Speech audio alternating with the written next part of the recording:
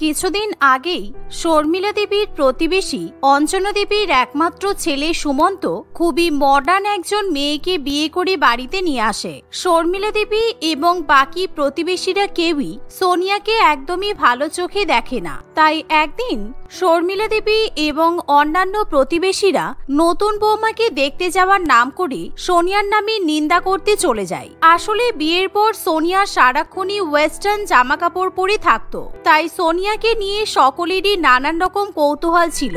অঞ্জনা, তুমি তো দেখছি ভালোই মডার্ন বৌমা নিয়ে এসেছো। তোমার নতুন বৌমা আদেও ভালো খাবার দাবার রান্না করতে পারে? আজকালকার মডার্ন মেয়েরা তো কিছুই বানাতে পারে না, সারা দিন শুধু ওয়েস্টার্ন জামা কাপড় পরবে আর মেকআপ করে ঘুরে বেড়াবি, এটুকুই তো করতে পারি। আচ্ছা তাই নাকি? তোর বৌমা শাড়ি পরে বলে নিশ্চয়ই খুব ভালো রান্না বান্না করতে পারে, তাই তো? এবার তোরা আমার ওয়েস্টার্ন জামা কাপড় পরা বৌমার হাতে রান্না খেয়ে দেখ। আমার বৌমা দেশ বিদেশের নানান রকম খাবার দাবার রান্না করতে পারে। কই গো বৌমা, তোমার বানানো লাজানিয়াটা একবার নিয়ে এসো তো। সোনিয়া তখনই লাজানিয়া নিয়ে এসে সবাইকে পরিবেশন করে। শর্মিলা দেবী সেই খাবার খেয়ে খুবই আশ্চর্য হয়, কারণ শর্মিলা দেবীর বৌমা অদিতি শুধুমাত্র দেশি খাবার দাবারই রান্না বান্না করতে পারে। তাই শর্মিলা দেবী এবং তার পরিবার কখনো বিদেশি খাবারের নামও শোনে না। আন্টি, আজকে আমি pasta, peri peri pizza, fried chicken burger, ক্যালিফোর্নিয়ার বুরিটো, হটডগ আরো অনেক কিছু রান্না করেছি। আপনি এই খাবারগুলো বাড়িতে নিয়ে গিয়ে সবার সঙ্গে শেয়ার করে খাবেন। এমন সময় শর্মিলা দেবী ভীষণই লজ্জায় পড়ে, কিন্তু তবুও তার সোনিয়ার হাতে রান্নাবান্না খেতে খুবই ইচ্ছা হয়। তাই সে খাবারগুলো প্যাক করে বাড়িতে নিয়ে আসে। বৌমা, এই দেখো পাশের বাড়ির মডার্ন বৌমা, যে সব সময় ওয়েস্টার্ন জামা কাপড় পরে ঘুরে বেড়ায়, আজকে হটডগ, পিৎজা, পাস্তা কত রকমের খাবার দাবার বানিয়েছে। কি দারুণ খেতে! আমি তো এরকম খাবার দাবার আগে কখনোই খাইনি। তুমি কি এরকম রান্না বান্না করতে পারো না? না মা, আমি তো শুধু বাঙালি ভারতীয় খাবার দাবারই রান্না করতে পারি। তাছাড়া আমি শুনেছি এসব ময়দাওয়ালা বিদেশি খাবার খাওয়া স্বাস্থ্যের পক্ষে একদমই ভালো নয়। এই সমস্ত খাবার খেলে কিন্তু রোগ হতে পারে। আহারে, তুমি এমন ভাবে বলছো যে হোটেল রেস্টুরেন্টে বিদেশি খাবার বিক্রি হয় না, তাই তো? বিদেশি খাবার দাবার খেলে যদি মানুষের শরীর খারাপই করতো, তাহলে এত বিদেশি রেস্টুরেন্ট খুলতো না। তুমি বড্ড সেকেলে। তুমি দেখতে যেরকম সেকেলে, সব সময় শাড়ি পরে ঘুরে বেড়াও, সেরকমই তুমি ভালো কিছু রান্না করতেই পারো না। যেমন তোমার ড্রেসিং সেন্স, সেরকমই তোমার খাবার। এই বলে পূর্বী এবং তার মা দুজনেই সোনিয়ার হাতে রান্না করা বিদেশি খাবার খেতে শুরু করে। আর সেই খাবার দাবার খেয়ে তাদের দুজনেরই খুবই ভালো লাগে। বৌমা, তুমি বেশ ভালো করে নারকেল দিয়ে কচু শাক, দই ইলিশ, কাতলা মাছের কালিয়া, গলদা চিংড়ির মালাইকারি রান্না করে টিফিন কৌটোতে প্যাক করে সোনিয়াদের বাড়িতে দিয়ে এসো। শাশুড়ি মায়ের কথা মতো অদিতি ইলিশ, কাতলা, চিংড়ি মাছের মালাইকারি ইত্যাদি রান্না করে অঞ্জনা দেবীর বাড়িতে দিয়ে আসে। পরের দিন শর্মিলা দেবী এবং অঞ্জনা দেবী নিজেদের দুই বৌমাকে নিয়ে বাজার করতে যায়, কিন্তু বাজারে গিয়ে সবাই অঞ্জনা দেবীর বৌমাকে রীতিমতো সেলিব্রিটি ভেবে ফেলে, কারণ সে খুবই সুন্দর একটা ওয়েস্টার্ন ড্রেস পরে থাকে। তাই মুদিখানার দোকানদার নরেশ বলে, মাসিমা, আপনার নতুন বৌমা কি কোনো সিনেমার নায়িকা নাকি? ও বৌদি, কোন কোন সিনেমায় অভিনয় করেছেন আমাদের একটু বলুন না, আমরা আপনার সিনেমা দেখবো। আর আজকে আপনাদের কি কি লাগবে বলুন, আমরা মুদিখানার দোকান থেকে সব আইটেম ফ্রিতে দিয়ে দেবো। মুদিখানার দোকানদারের কথা শুনে সোনিয়া খুবই লজ্জা পেয়ে যায়। অন্যদিকে অদিতির নতুন বউ হওয়া সত্ত্বেও সে যেহেতু সাধারণ শাড়ি পরে থাকে, তাই তাকে দেখতে সাধারণ মেয়ের মতোই লাগে। তাই অদিতিকে কেউ খুব বেশি পাত্তা দেয় না। থ্যাংক ইউ আমার প্রশংসা করার জন্য। আপনি আমাকে 1 KG cocoa powder, baking powder, all purpose flour, vanilla essence, condense milk আর কেক বানানোর অন্যান্য সামগ্রীগুলো দেবেন। আচ্ছা, আপনাদের এখানে চকো চিপস পাওয়া যায় না? বাহ বৌদি, বেশ ভালো বিদেশি আইটেম বানান দেখছি। দাঁড়ান, আমি গোডাউন থেকে এক্ষুনি এনে দিচ্ছি। দেখো, আমার বৌমা কিন্তু প্রথমবার তোমাদের দোকানে বাজার করতে এসেছে। তোমরা কিন্তু আমার বৌমাকে সব থেকে ভালো জিনিসগুলোই দেবে। আসলে আমার বৌমা প্রত্যেকদিন দেশি বিদেশি নানান রকম খাবার দাবার রান্না করে। আচ্ছা দাদা, আপনি যখন গোডাউনে যাচ্ছেন, একেবারে আমার জন্য গোবিন্দভোগ চাল, দুধ, গুড়, 1 কেজি বেসন, 500 গ্রাম ছাতু, মুগ ডাল, মুসুরির ডাল নিয়ে আসবেন। আমাকে একটু তাড়াতাড়ি ছেড়ে দিন, আমি অনেক আগে এসেছি। অদিতির কথা শুনে দোকানদার তার কথাই কোনো পাত্তা দেয় না। সে আগে সোনিয়ার প্রয়োজনীয় জিনিসপত্র ব্যাগে ভরে দেয়, এমনকি তার থেকে কোনো টাকাও নিতে চায় না। যা দেখে অদিতি বুঝতে পারে সে যেহেতু সোনিয়ার মতো ওয়েস্টার্ন জামা কাপড় পরে নেই বলে দোকানদার তাকে সম্পূর্ণরূপে উপেক্ষা করছে। অন্যদিকে ওয়েস্টার্ন জামা কাপড় পরা সোনিয়া সবার কাছে প্রশংসা পেয়ে থাকে। এভাবেই দেখতে দেখতে 2-1 দিন কেটে যায়। একদিন আমি শাড়ি পরে থাকি, বিদেশি খাবার রান্না করতে জানি না বলে সবাই আমাকে হেও করে।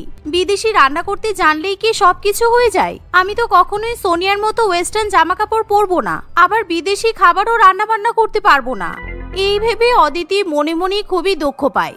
অন্যদিকে সোনিয়া প্রত্যেক দিনই fried rice, chilli chicken, black bean noodles, Korean fried rice, pizza, burger, pasta ইত্যাদি মডার্ন খাবার দাবার রান্না করে অদিতির শ্বশুর বাড়িতে দিয়ে যায়। আর সেই খাবার খেয়ে অদিতির পরিবারের সবাই তার খুব প্রশংসা করে, যা দেখে সোনিয়ার অহংকার আরো বেশি বেড়ে যায়। এমনকি একদিন সুরজ তার এক বন্ধু রনিকে নিজেদের বাড়িতে নিয়ে আসে। অদিতি, আমার বন্ধু হঠাৎ করে বায়না করে আমাদের বাড়িতে চলে আসলো। আমার বন্ধু আমেরিকায় থাকে, আর ও আমাদের মতো দেশি খাবার খেতে একদমই পছন্দ করে না। তুমি একটু সোনিয়াদের বাড়ি থেকে সোনিয়ার হাতের পাস্তা, পিৎজা বানিয়ে নিয়ে এসো না। সোনিয়ার হাতে রান্না করা বিদেশি খাবার খেলে রনি খুবই খুশি হবে। সুরজের কথা শুনে অদিতির খুবই মান সম্মানে লাগে।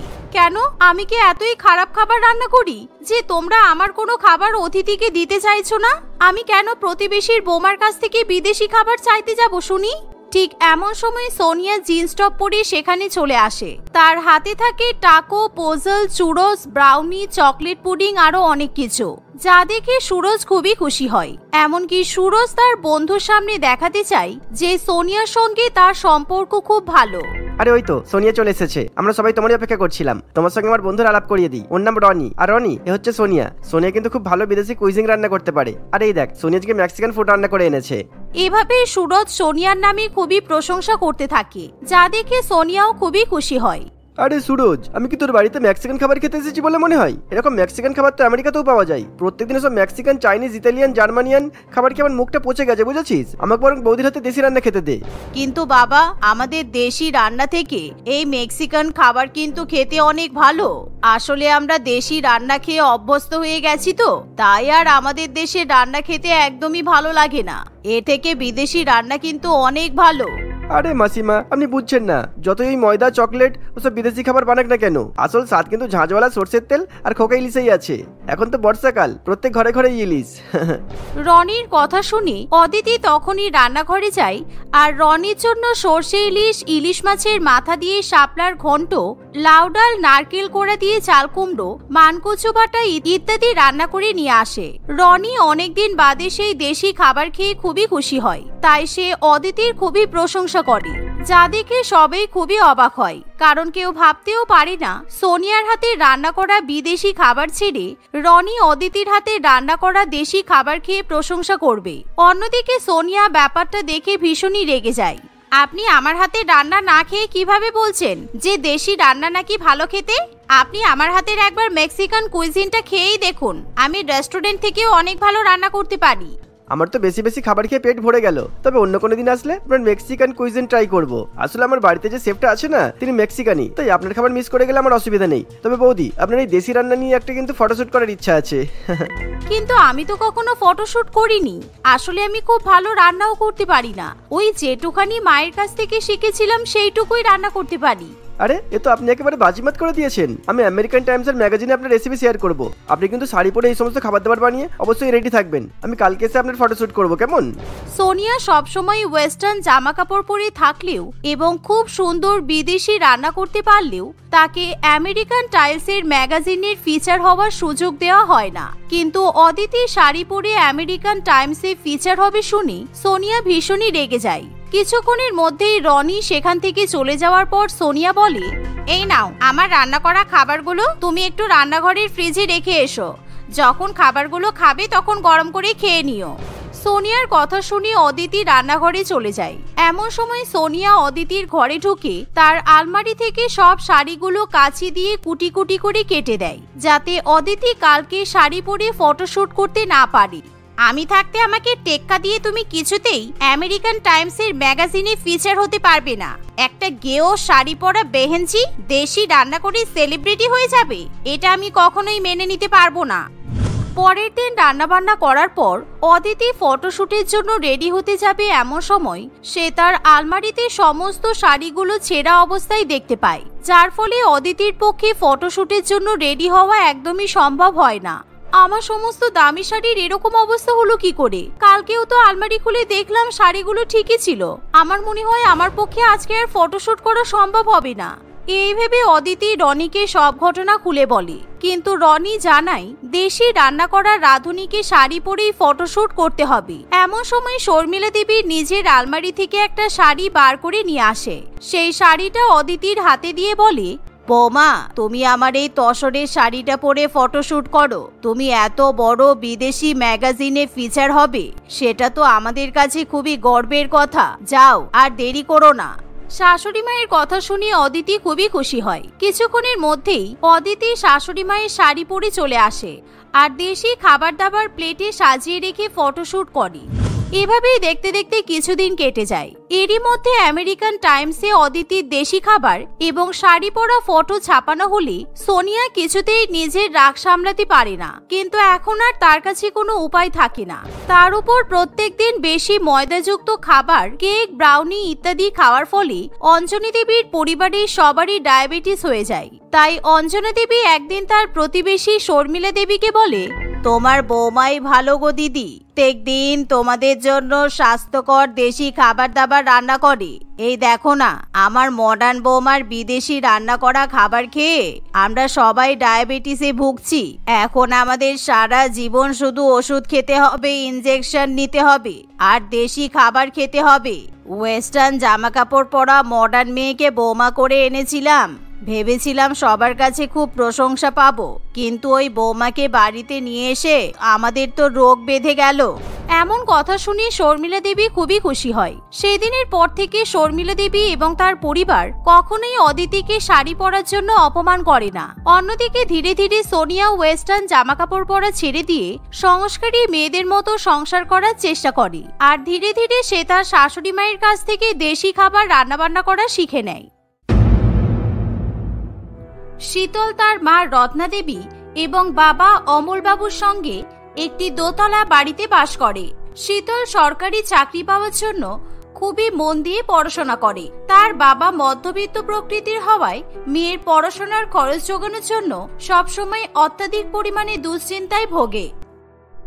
এমনই একদিন অমলবাবু সোফায় বসে চা খেতে খেতে টাকা পয়সা নিয়ে চিন্তা করছিল। ঠিক সেই সময় তার স্ত্রী এবং মেয়ে সেখানে চলে আসে। তুমি সবসময় এত দুশ্চিন্তায় ভোগো কেন বলো তো? প্রেশার তো বেড়ে যাবে নাকি? তারপর শরীর খারাপ করলে কে দেখবে শুনি? হ্যাঁ বাপি, মা তো একেবারেই ঠিক কথা বলেছে। তুমি বাজে চিন্তা করো না। তুমি দেখো, আমি ঠিক চাকরির পরীক্ষায় একদিন না একদিন পাশ করে যাব। আর আমার মাথায় একটা বুদ্ধি আছে। আমার মেয়ের মাথায় আবার কি বুদ্ধি আসলো শুনি? বাপি, আমাদের বাড়ির একতলাটা পুরো ফাঁকা আছে। তুমি বরং একটা ভালো পরিবার দেখে একতলায় ভাড়া বসিয়ে দাও, তাহলে আমাদের মাসে মাসে বেশ কিছু টাকা উপার্জন হবে। নিজের মেয়ের মুখে এমন কথা শুনে তার বাবার ভীষণ ভালো লাগে। সে বাড়ির দোতলাটা ভাড়া দিতে রাজি হয়ে যায়। কিছুদিনের মধ্যে ইন্দ্র তার পরিবারকে নিয়ে অমলবাবুর বাড়িতে ভাড়া থাকার কথা বলতে আসে। শীতলের মা ইন্দ্রকে দেখে নিজের বাড়ি জামাই বানানোর জন্য মনে মনে স্বপ্ন দেখে ফেলে। তারা ইন্দ্র এবং তার পরিবারের ভালো ব্যবহারে খুশি হয়ে তাদেরকে বাড়ির একতলা ভাড়া দিয়ে দেয়। আপনারা একেবারে চিন্তা করবেন না, ভাড়া নিয়ে কোনো অসুবিধা হবে না। আমি ঠিক সময় মতো আপনাদের ভাড়া দিয়ে দেব। না না বাবা, তোমাকে দেখে তো ভদ্র ছেলেই মনে হয়, তাই আমি ওসব কিছু নিয়ে চিন্তা করি না। তোমার পরিবারের যদি আমাদের বাড়িতে থাকতে কোনো অসুবিধা হয় আমাদের কিন্তু জানিও। ইন্দ্র তার মা মালা দেবীর সঙ্গে শীতলদের বাড়ির দোতলাতে ভাড়া থাকা শুরু করে। যাতায়াতের পথে ইন্দ্র এবং শীতল প্রায় সময় মুখোমুখি হয়ে যায়। দুজনেরই দুজনকে ভীষণ পরিমাণে পছন্দ হয়ে যায়। এইভাবেই প্রায় বেশ কিছুদিন কাটে। একদিন শীতলের চাকরির পরীক্ষার রেজাল্ট বেরোলে সে পরীক্ষায় পাশ করে যায়। ফলে তার বাবা এবং মা ভীষণ পরিমাণে খুশি হয়। রত্না দেবী তার মেয়ের চাকরি পাওয়ার খুশিতে খুবই সুস্বাদু ভাবে ক্ষীর রান্না করে। বাহ মা, কি সুন্দর গন্ধ বেরোচ্ছে। আমি চাকরির পরীক্ষায় ভালোভাবে পাশ করেছি বলে তুমি আমার জন্য ক্ষীর রান্না করছো। I am so happy. আমি এই ক্ষীরটা স্পেশালি ইন্দ্র আর ওর মায়ের জন্য রান্না করছি। তোকেও দেবো, চিন্তা করিস না। আসলে কি বলতো, ইন্দ্রকে আমার ভীষণ পছন্দ হয়েছে, আর তুই এখন চাকরি পেয়ে গেছিস তো, সুতরাং তোর সাথে আমি ইন্দ্রের বিয়ে দিতে চাই। ধ্যাৎ, তুমি কি যে বলো না, আর ইন্দ্র আমাকে বিয়ে করতে রাজি হয়ে যাবে? আরে শোন, আমি ইন্দ্রর হাবভাব ভালোভাবেই বুঝতে পারি, ও তোকে পছন্দ করে। আর তুই এখন চাকরি পেয়ে গেছিস তো, তোকে তো যেখানেই হোক বিয়ে তো দিতেই হবে। তার থেকে যদি একই বাড়িতেই তোর শ্বশুর বাড়ি হয়, এর থেকে ভালো ব্যাপার আর কি হতে পারে? নিজের মায়ের মুখে এমন কথা শুনে শীতল ভীষণ পরিমাণে লজ্জা পেয়ে যায়। রত্না দেবী তার হাতে রান্না করা ক্ষীর নিয়ে ইন্দ্র এবং তার পরিবারের কাছে যায়। আপনারা শুনেছেন নিশ্চয়ই যে আমার মেয়ে চাকরির পরীক্ষায় পাশ করে গেছে, তাই এই নিন, আপনাদের জন্য আমি ক্ষীর নিয়ে এসেছি। আপনি আর আপনার ছেলে ইন্দ্র আমাদের পরিবারের জন্য ভীষণ শুভ। এসব বলবেন না কাকিমা, আপনার মেয়ে খুব ভালো, আর ও যা খেটে পড়াশোনা করছে ও তো চাকরি পাবেই। আচ্ছা, আমি বলছি যে আমাদের যে বাড়িওয়ালা আর ভাড়াটের সম্পর্কটা আছে না, সেটা যদি আমরা আত্মীয় সম্পর্কে বদলে ফেলি তাহলে তো বেশ ভালোই হয়, বলুন? ইন্দ্রকে আমি আমার ঘরে জামাই করতে চাই। মালা দিদি, আপনার কি এতে কোনো আপত্তি আছে? না না, আমার আপত্তি থাকবে কেন? এমন শান্ত, নম্র, ভদ্র মেয়ে আমার বাড়ির বউ হবে, এ তো আমার সৌভাগ্যের ব্যাপার। তাহলে চলুন বিয়ে পাকা করে ফেলি। এই কথা শুনে ইন্দ্র ভীষণ পরিমাণে লজ্জা পেয়ে যায়। শীতল এবং ইন্দ্র দুজনেই বিয়ের প্রস্তাবে রাজি হয়। কিছুদিনের মধ্যেই শীতলের সঙ্গে ইন্দ্রের ধুমধাম করে বিয়ে হয়। বিয়ের পর শীতল ভীষণ পরিমাণে খুশি ছিল, কারণ তার বাপের বাড়ি এবং শ্বশুর বাড়ির মধ্যে কেবলমাত্র 20টা সিঁড়ির পার্থক্য ছিল। বিয়ের পর সে কেবল নিজের বাবা এবং মায়ের সাথে সময় কাটাতে শুরু করে। একদিন, শীতল, এই শীতল, কোথায় গেলে তুমি? আমার তো অফিসে লেট হয়ে যাচ্ছে, আমার লাঞ্চ বক্সটা তাড়াতাড়ি গুছিয়ে দাও তো, আমি বেরোবো। আরে তুমি চিৎকার করছো কেন? আমি নিচে আছি, বাবা মায়ের সাথে বসে একটু আরাম করে চা খাচ্ছি। তুমি তোমার মাকে বলো তোমার লাঞ্চ বক্স গুছিয়ে দেবে। শীতলের কথা শুনে ইন্দ্র নিচে নেমে আসে। সাত সকাল বেলায় নিজের বউকে বাপের বাড়িতে বসে থাকতে দেখে সে ভীষণ পরিমাণে রেগে যায়। সে অনেক বুঝিয়ে সুঝিয়ে নিজের বউকে আবার উপরে নিয়ে চলে যায়। শীতল, যতই তোমার নিচের তলায় বাপের বাড়ি হোক না কেন, সবসময় সেখানে গিয়ে বসে থাকা ঠিক নয়। তাছাড়া তোমায় তো এখন ভালো করে সংসার করতে হবে। বিয়ের আগে তো তোমার মা খুব বলেছিল যে আমি যখনই চাইবো বাপের বাড়িতে যেতে পারবো, যেহেতু এই একই বাড়িতে আমি থাকি। তাহলে এসব কথা কেন বলছো? আর হ্যাঁ, কদিন ধরে আমার ভালো করে ঘুম হচ্ছে না, আমার নিজের বিছানা ছাড়া কিছুতেই ঘুম আসে না। মানে আমি বলছি যে আমি সারাদিন শ্বশুর বাড়িতে থাকবো, আর রাত্রিবেলা ঘুমানোর সময় আমি আর তুমি নিচে গিয়ে ঘুমিয়ে পড়বো। নিজের বউয়ের এমন কথা শুনে ইন্দ্র ভীষণ পরিমাণে অবাক হয়ে যায়। তার আর শীতলকে কিছু বলার মতো থাকে না। এভাবেই প্রায় কিছুদিন কাটে। শীতল দিনের মধ্যে বেশিরভাগ সময় তার বাপের বাড়িতেই বসে থাকে। এমনকি তার চাকরিতে নিয়োগের দিন আসলেও সে প্রথমে তার বাবা মায়ের আশীর্বাদ নিয়ে চাকরি করতে যায়। এভাবেই সময় কাটতে থাকে। একদিন ছুটির দিনে ইন্দ্র এবং তার মা বসে ব্রেকফাস্ট করছে। সেই সময়, ইন্দ্র, আমি কি শুনছি এসব? আমার বাবা জানালো তুমি নাকি এখনো বাড়ি ভাড়া দাওনি। এরকম করে কি করে চলবে বলো তো? আজকের মধ্যে বাড়ি ভাড়া ক্লিয়ার করে দাও প্লিজ। সে কি কথা? বাড়ি ভাড়া দেবো কিসের জন্য? আমরা তো এখন আত্মীয়, আর তাই তো আমি ভেবেছি আমাকে আর ভাড়া দিতে হবে না। হ্যাঁ বৌমা, আমার ছেলে তো ঠিক কথাই বলেছে। তোমার বাবা মা বাড়ির জামাইয়ের কাছ থেকে কিভাবে বাড়ি ভাড়া নেবে? ওনাদের লজ্জা লাগবে না? শুনুন, টাকার জন্য আমাদের সম্পর্ক নষ্ট হোক তা আমি চাই না। আর আপনারা যদি বাড়ি ভাড়া না দেন তাহলে আমাকে মাস মাইনে থেকে বাড়ি ভাড়া মেটাতে হবে, তাই টাকা দিয়ে দেওয়াটাই ভালো। ইন্দ্র বাড়ি ভাড়া দেওয়ার কথা শুনে খুবই লজ্জায় পড়ে যায়। সেই মুহূর্তেই সে শীতলের বাবা মাকে গিয়ে বাড়ি ভাড়া দিয়ে আসে। শীতলের বাবা মা অকপটে বাড়ি ভাড়া নিয়েও নেয়। দেখতে দেখতে প্রায় আরো কিছুদিন কেটে যায়। একদিন শীতল অফিস থেকে এসেই নিজের বাবা মায়ের কাছে চলে যায়। সে ওখানে বেশ অনেকক্ষণ ধরে সময় কাটানোর পর অনেক রাত করে উপরে উঠে আসে। এতক্ষণ ধরে নিচে কি করছিলে তুমি? আমার ছেলে ডেকে ডেকে গলা শুকিয়ে ফেললো, তারপর না খেয়ে এখন রাগ করে শুয়ে পড়েছে। আর তুমি যদি সবসময় এভাবেই তোমার বাবা মায়ের কাছে পড়ে থাকো তাহলে কিভাবে চলবে বলো তো? আমার তো মনে হচ্ছে তোমার সাথে আমি আমার ছেলেকে বিয়ে দিয়ে খুব বড় ভুল করে ফেলেছি। আমি তো আজকে আমার মায়ের কাছ থেকে ডিনার করে এসেছি, আর আপনি তো জানেনই মায়ের সাথে সারাদিন দেখা হয়নি, তাই একটু পরনিন্দা পরচর্চা করছিলাম, তাই দেরি হয়ে গেল আর কি। তাহলে আর ফিরে আসলে কেন?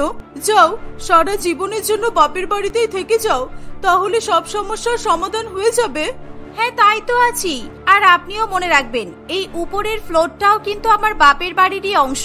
আপনারা ভাড়া থাকেন বলে এটা হলো নামমাত্র আমার শ্বশুর বাড়ি। ঠিক সেই মুহূর্তে শীতলকে তার মা নিচে থেকে ডাক দিতে শুরু করে। শীতল মা, একবার উপরে আয় তো মা। তোর বাবার পায়ের বাতের ব্যথাটা খুব বেড়েছে, একটু সর্ষের তেল গরম করে লাগিয়ে দিয়ে যা। শীতল সঙ্গে সঙ্গে আবার নিচে নেমে আসে।